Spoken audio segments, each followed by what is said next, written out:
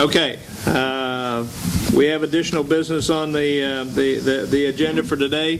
The next motion is by Ann Cross. Bye, Bob. Pardon me? She's saying goodbye to Bob. Oh. Thank you, Mr. President. And so, Ms. Cross, would you read Yes. the... 2009 dues for 25 members that are recommended for hardship by the hardship panel as presented. The total of $6,300 representing the waived dues will be taken from the hardship account number 36004. Second? I second it. Is there any discussion? Ms. Cross? Okay. Yes. I think the members should be made aware that this $6,000 is not funds that come from our dues. These are amounts that have been contributed by various members of the community for this purpose. So there's actually no cost to the members out of their dues. Thank you. Okay, any other discussion? Okay.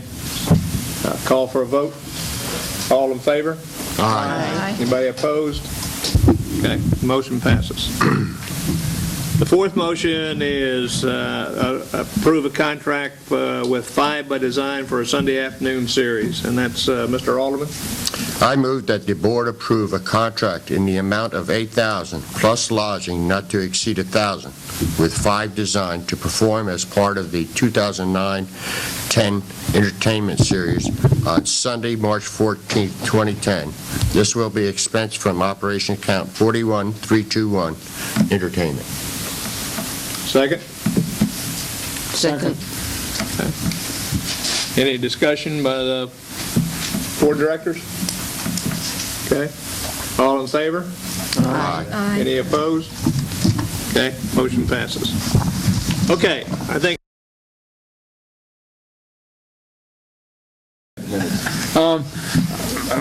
The board in front of them has the minutes of the meeting held on January the 14th, 2009. Are there any additions, deletions, or corrections? If not, Mr. President, I move that the board accept the minutes of the meeting of January the 14th, 2009. Second. all in favor? Aye. Aye. Any opposed? In front of the board is included in their packet is the minutes of the special board meeting held on January the 26th, 2009. Are there any corrections, additions, or deletions? If not, Mr. President, I move that the board accept the minutes of the special board meeting held on January 26, 2009. Second? Okay, all in favor? Aye. Any opposed? Mr. President, I have the following acknowledgments. The first one is the Tennis Association paid the Community Association $8,000 as their share of maintenance of the tennis courts for 2009. They also paid $4,900 for a fencing project at the tennis courts. The Recreational Vehicle Club paid the Community Association $4,025, and the Tillers and Toilers gave the CA $500 to cover the cost of the crushed asphalt for the roadway in the RV and Tillers and Toilers area. Thirdly, the Performing Arts Club paid the Community Association $6,833 towards the Rollins Theater renovation project. The Softball Club paid the Community Association $800 for clay purchase for the softball field. A donation of $500 received for the Monday movies to offset the license fees. The Oldies But Goodies Social Dance Club donated $250 to operations. And lastly, the Sun City Center Golf Carts made a donation to the Community Association of $300 for the use of a canopy. That concludes the acknowledgments, Mr. President. Okay, thank you.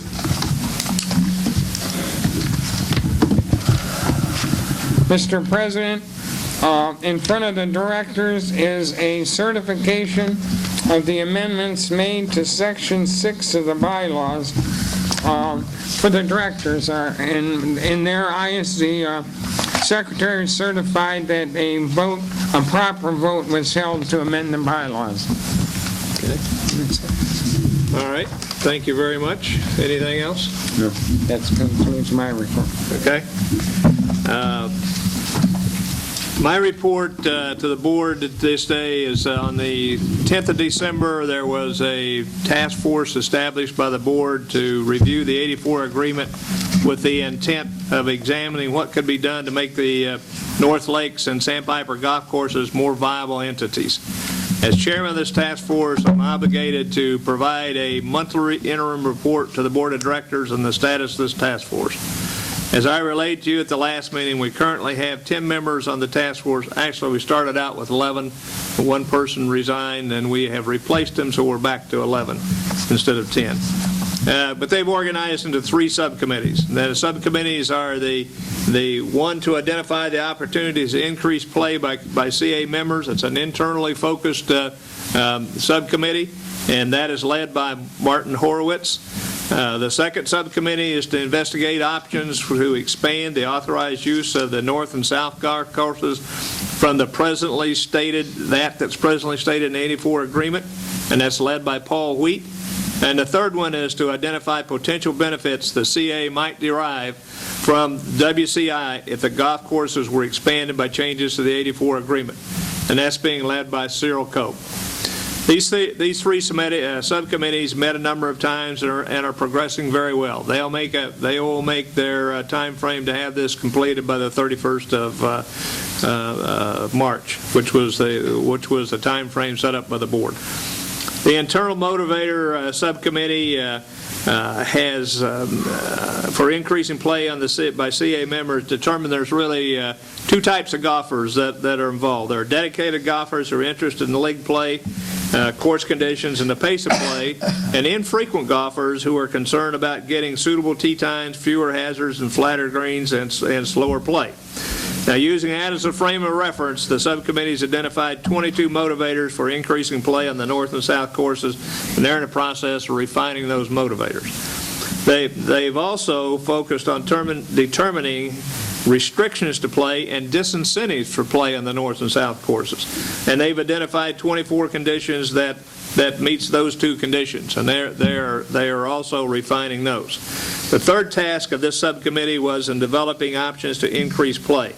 They've determined this task will require a cooperative effort between WCI, the CA board, and leaders of the golfing community. Paul Wheat's 3-legged stool effect, let's say. So, now, in that regard, they developed 35 possible actions that require coordination with the 3 entities and that could increase the play. The subcommittee headed by Paul Wheat, the one to expand options for play by changing the 84 agreement. They've researched the documents involved and concluded that the legally enforceable restrictions on the north and south golf courses are those that are contained in Article 19 of the 84 agreement. There appear to be some additional restrictions contained in an 89 agreement between the Sun City Center Golf Council and WCI's predecessor. However, no record of this agreement can be found either by the CA, the WCI, or the golfing community. So, there are some recent agreements by WCI and the Men's Golf Association and Women's Golf Association concerning the days of use. Now, this subcommittee has really identified 4 options that we can that we could pursue. One is to do nothing, and this will perpetuate the limited play on the north course and probably result in the north course being closed. The second option is to lift all restrictions on the authorized play at the north and south courses and make them totally public courses. Now, that would certainly benefit WCI, but would present, I suspect, many concerns to Sun City Center citizens about opening up the community to the public. The third option is a compromise somewhere between the first 2 that would be palatable to all of the parties. Now, several methods to define an expanded area of authorized play on the golf courses are under consideration by the subcommittee, but they have nothing definite to report at this time. There's a fourth option that they're also considering, And this is a compromise which includes expanding of the proposed area of authorized play with a cap on the total membership allowed on the north and south courses, and allows the north and south courses to be semi-private courses similar to what happens at Renaissance today.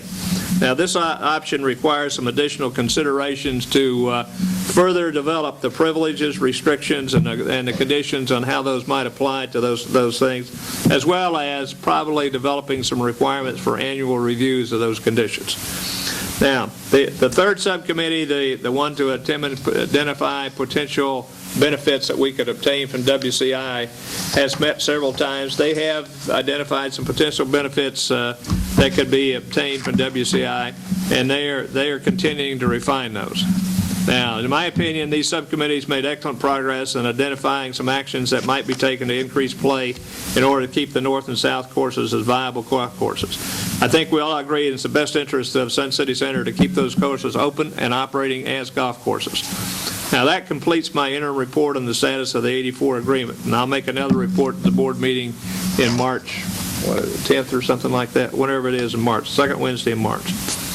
Couple reminders that I'd like to remind you of. The 20th of February, Steve Metzer will be at the Community Hall from 2 to 4, and he is there to discuss the new changes in the Florida law regarding homeowner associations and condo associations. You're all welcome to attend that meeting at any point in time.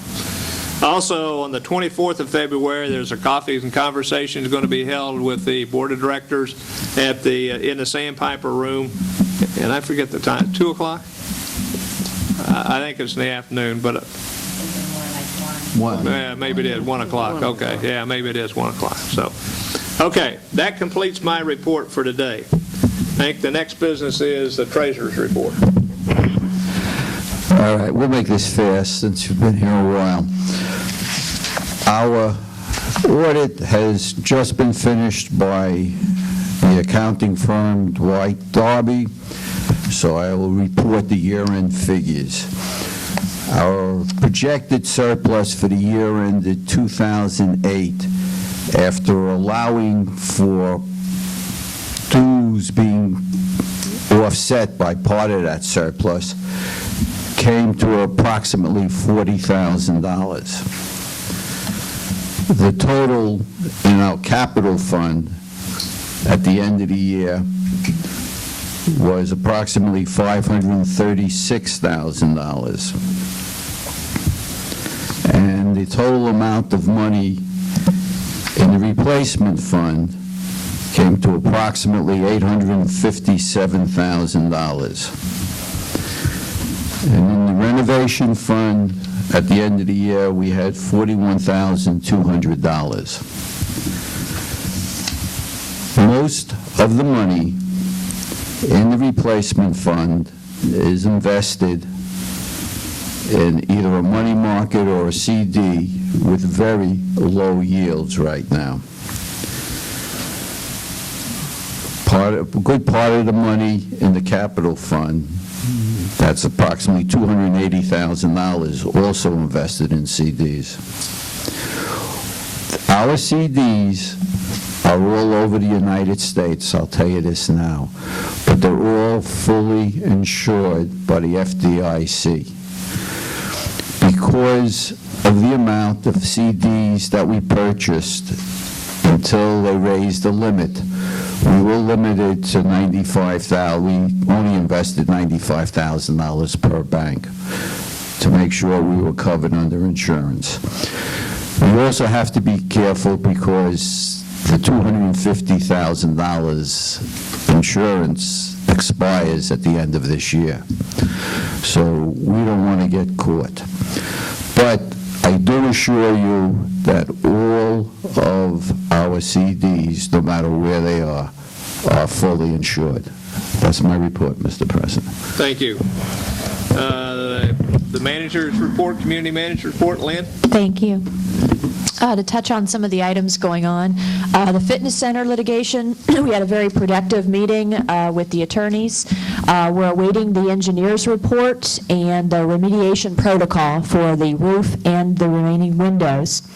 Then we will be discussing options further at that time. We're looking at the end of February timeframe for the receipt of this report from our engineers and the remediation protocol as well. As it stands right now, one of each of the 3 windows have been remediated, and they have been remediated correctly. We have had no leaks in them. We have water tested them to hurricane status water winds, and they did hold tight. So far, the window protocol is completed. We're just waiting actually for it to be written up, and then we're waiting for the roof remediation and engineer's report. The resident count as of January 31st, the total membership was 11,014. The locker room project, we're in the first phase of the project, which is the architectural and engineering phase. I've been meeting with the architect a couple times a week for the last couple of weeks to get everything in place. When those plans have been completed, basically what he has done is the association originally paid for plans that were done by Dykes Johnson, which was back in 2004. Our intent was just to refresh these to make sure that they were correct, but upon further investigation by our new hired architect with Orb Engineering, those plans really were not quite viable. The dimensions were off. There were items that were placed on opposite ends, which would be less expensive if they were placed back to back. So our architect at this time is basically redoing the entire locker room plan, keeping the same footprint and the same items that the membership wanted, just redoing it more adequately to meet a lesser dollar amount in the plan. Once that plans phase is done, it will be brought to TPO and then, of course, to the board for review to make sure that everything in it is exactly what was wanted by the membership originally, and then we will go out to the second phase, which is actually the bids for the construction phase. But we are still moving along readily to meet our time frame of this summer when that work will be done. As far as the shredding day, we are still set for March 4th from 9 a.m. to noon, and it will be located behind the CA and Security Patrol office. I've been informed that RBC Bank will be providing refreshments for that time frame, just to complement people standing around in the hot sun waiting for their documents to be shredded. The only guideline that I've been given is no plastics or x-rays. Everything else can be shredded. I was telling people to remove paper clips, but apparently this machine eats right through paper clips. It eats through binders as long as they're paper binders. The only thing that it does not like is plastic. So if you have any plastic binders or anything like that, you have to remove those. And of course, if you have any x-rays, unfortunately, you would have to take them to a hospital or lab to be destroyed. They cannot destroy them through this machine. They will issue a blanket certificate of destruction to the Sun City Center Community Association, and if anyone would like a copy of that, we'd be happy to copy it for you. And it just states that the documents were shredded in a way that no one could ever get information from them. The last item is the switchgear replacement. We're moving forward on that. I've met several times with our engineer, our electrical engineer. We're in the design and permitting stage, and the company was also hired to do a arc flash and power panel analysis, and that is in progress right now. So we should hopefully have that report probably in the next 30 to 45 days. That finishes my report. Okay, thank you very much. I don't know of any standing committee reports. None. Okay. Special Purpose Committee reports. Ms. LeBlanc. Well, I have a couple of committees that are very, very active.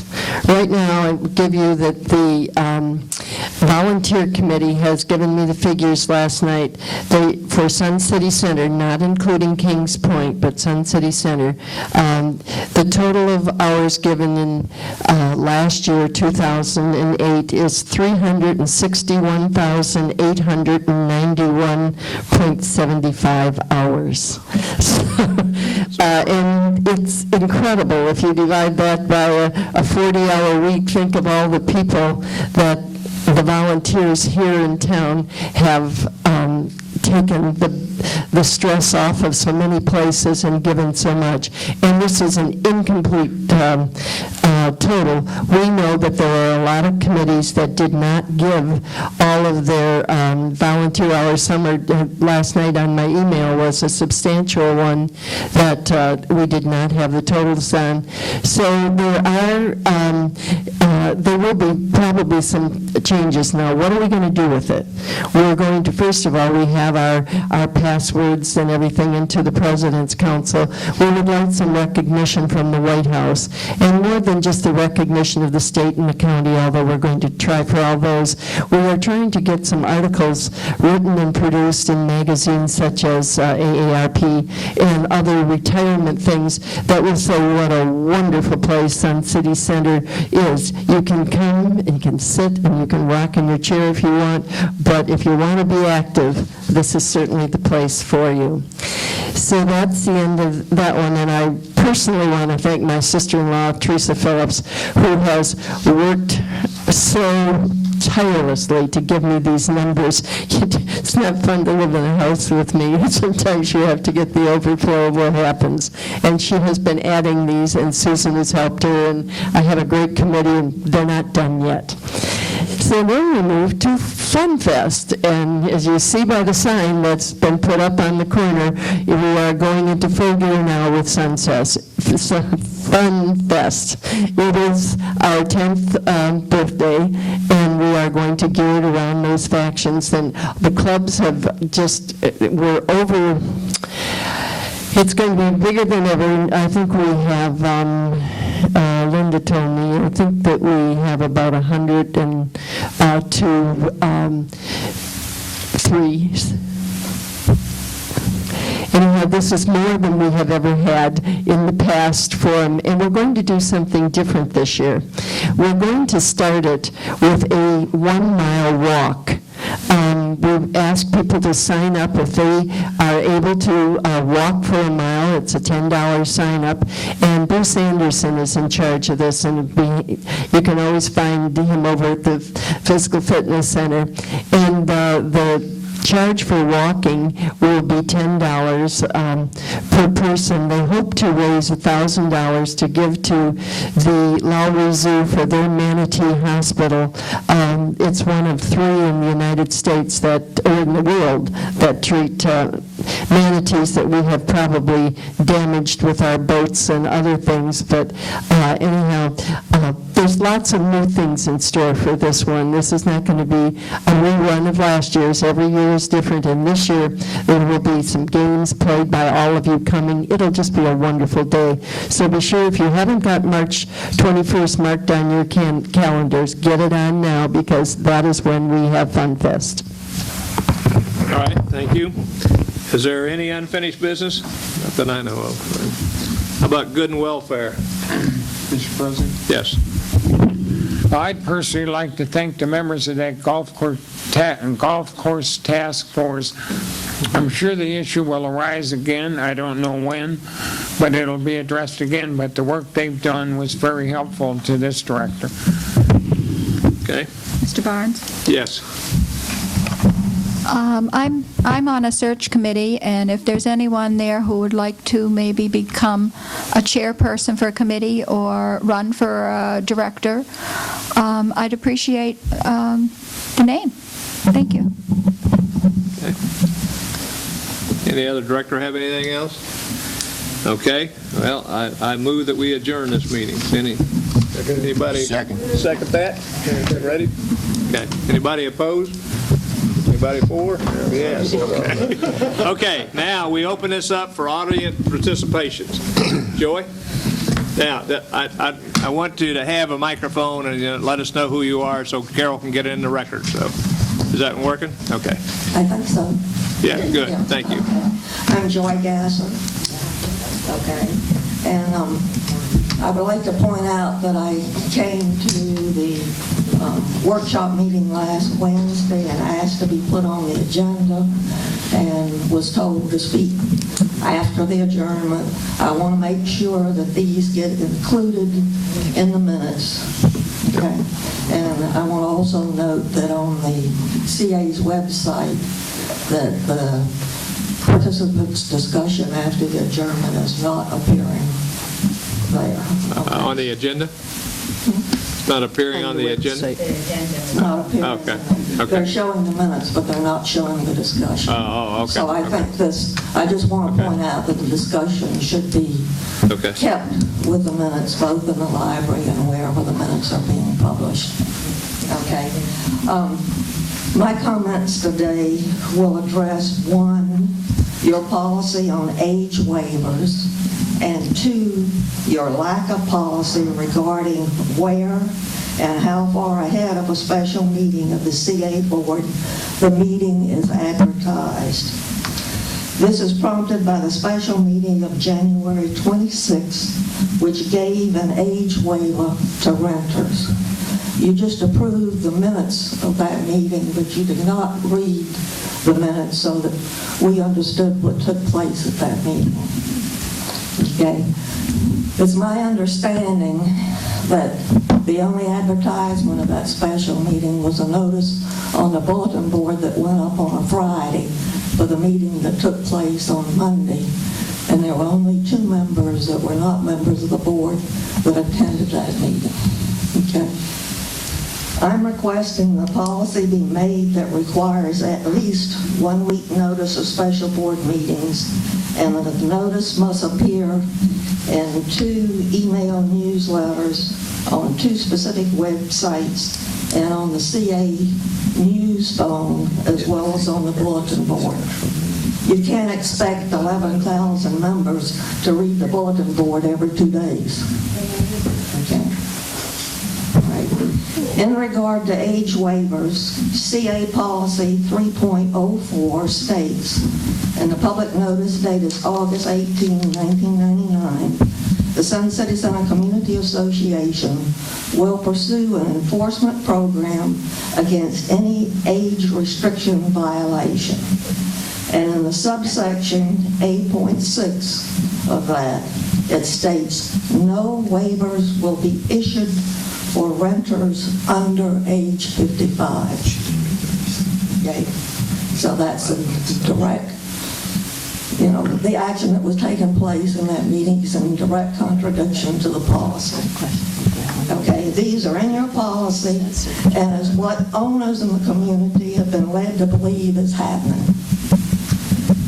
They aren't aware that your policy has a built-in loophole that's stuck in at the end of the section that says, any exceptions to the above policy shall be approved by the CA Board of Directors. Okay? There's not much of a policy if you build in a loophole that says you can have any exception anytime you feel like it. Okay? Also, nobody knows that in areas where there's no incorporated homeowner association, the CA is routinely handing out waivers based upon, 1, corporate officers checking with the staff that the 80% occupancy is met. The board isn't even being informed how many waivers are being issued. It is not legally required that any waivers be given. Waivers are being allowed to discriminate on the basis of age are privileges, not requirements. Waivers are to be issued consistently based upon a policy without arbitrary exceptions. Most owner associations limit waivers to be sure they can have an opening within the 80% requirement for surviving spouses and family members whenever that need arises. It's my personal opinion that the CA give no waivers to anybody, and certainly not make exception for renters. Especially don't give waivers to an investor who knowingly defies restrictions and has been delinquent on CA dues. I am recommending that as a minimum, the whole board review the legitimacy of every request and that no waivers be issued on investor-owned property. Thank you. Okay, thank you. I voted no. Paul? I had no idea what Joy's talking about was going on. I'm sure the rest of the community didn't.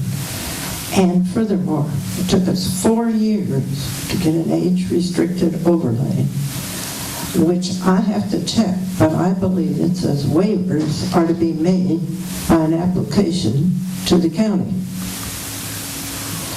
We have, well, I just said, Paul, I had to check it. And we have covenants in each of the homeowners association, and it's ridiculous.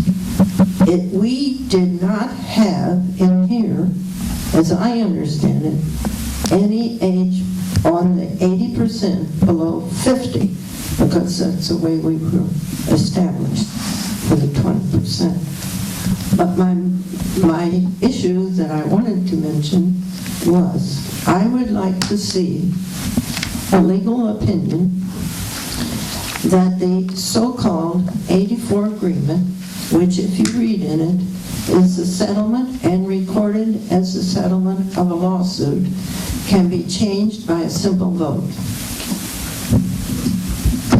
Let me remind you, the 84 agreement has been amended 5 times without any vote. The 84 agreement has been amended 5 times without any vote. It's an agreement between WCI and the board. If you read Article 20, it says that. I just would like to have a legal opinion that we can vote to change the golf courses. We have an opinion here that I've given Paul, but he's already looked at it. It's true. We're voting. I can give you several votes that have been made here against the law.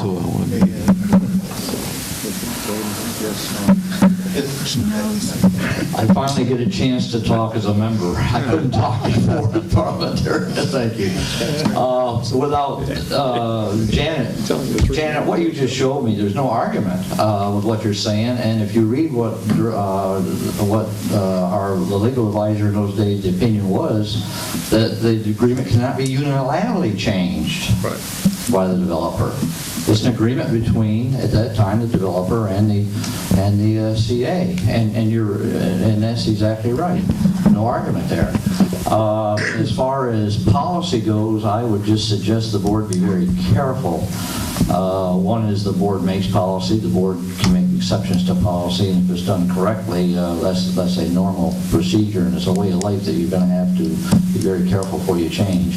As far as my past experience, I'd also say I understand where Joy is coming from, but at the same time, I think the board better be very careful, because one of the basic premises of a board operating is the ability to get together to make decisions, and a special meeting called within 48 hours as given in the statutes is one of those ways to operate by.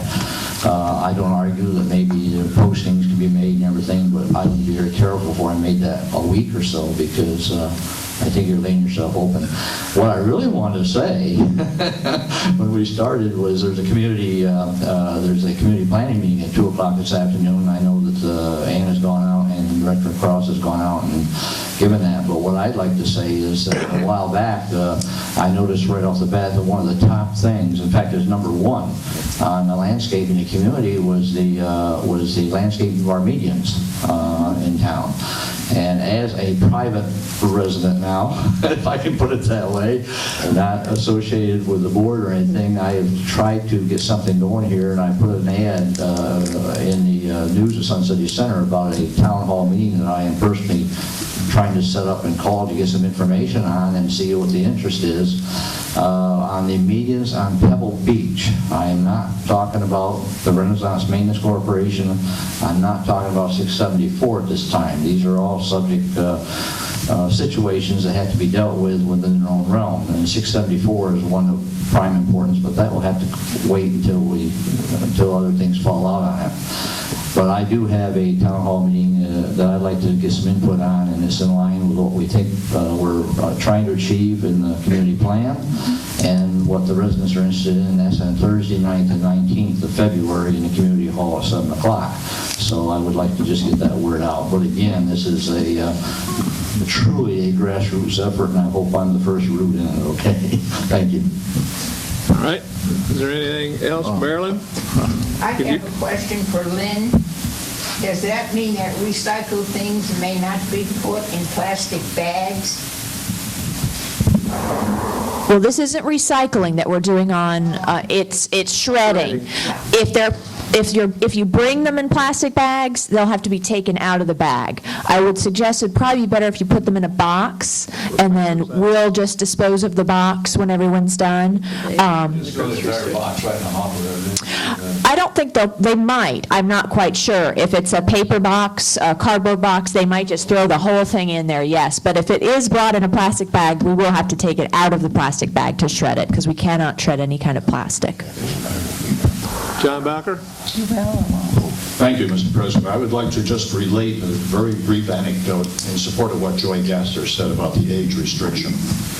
At the Information Visitor Center, we have people coming in, sometimes in the presence of a realtor. Recently, a realtor came in and we were describing Sun City Center, age restricted, a wonderful retirement. She said to her people, you can ignore that. I said, I beg your pardon? She said, they're 52, they're fine. They're looking at Fort Duquesne Drive, and there is no restriction above the age of 50 on Fort Duquesne Drive, Allegheny Drive, and other places with no homeowner association. I said, I don't believe this. It says 55 right in front of the office. In fact, what we then heard last week at the workshop is that the waivers are granted if an application is given by anybody over the age of 50 where there is no homeowner association. And so what I need to know is, what do I tell people at the Information Center what our age restriction is? Now, I think I know the answer, but it is very confusing, and I hate like heck to have people come in and say, no, you're not right. If they're over 50, they can live here. Thank you. They can live here. All right. Janet, you have something else? The homeowners association waives it. It still seems to me that the age overlay takes precedence, but that has to be checked. I'm not a lawyer. I want to read from this legal opinion. That covers the covenant. I mean, yes, if there's no covenant. That should cover what he's talking about. Right, Paul? Yeah. All of Fort Duquesne and all of Allegheny. Yeah, there's several places that don't have covenants, aren't there, Paul? A few? No. I just want to read from this, which Paul is using, legal opinion by Holland and Knight. I still want to know, even though this agreement was filed as a court settlement with prejudice, can you make an agreement? What's important to me is the last statement. To change Article 19, and I think this should be put in the website to everybody, requires written modification executed by the association and the corporation. What you said. Moreover, even if the association were to consider modifying the agreement to accommodate the corporation, which is what that does, the rights of individual residents in Sun City Center would have to be considered, vis-a-vis depriving a resident of rights required under covenants of the agreement. And covenants had to be filed. There are two covenants that this association is supposed to enforce. One is an age restriction. The other is a mandated membership by the ownership of property. And to put a huge burden on people requires 100% vote. A resident of rights acquired under the covenants of the agreement, as well as under the zoning requirements, which I'm talking about legislation, that the facilities at Sun City Center are for use by residents only, and that means whoever owns them. Okay. Thank you. Anybody else have anything? Yes, sir. What is your name? Okay. I have a question for President Barnes. On the addendums from the last meeting, Jack Moore brought up a question about the Code Enforcement Task Force. And at the end of that it says, President Barnes will determine if he wants to keep it maintained as a task force. As far as I know, it's still a task force, still a viable task force. Is it sanctioned by the... It was appointed, the head of the task force was appointed by the previous president. And do you want to continue? Is it sanctioned by this present board? Sanctioned by this present board. Yeah, as a continuation of the sanction that was provided under the past president. Okay, thank you.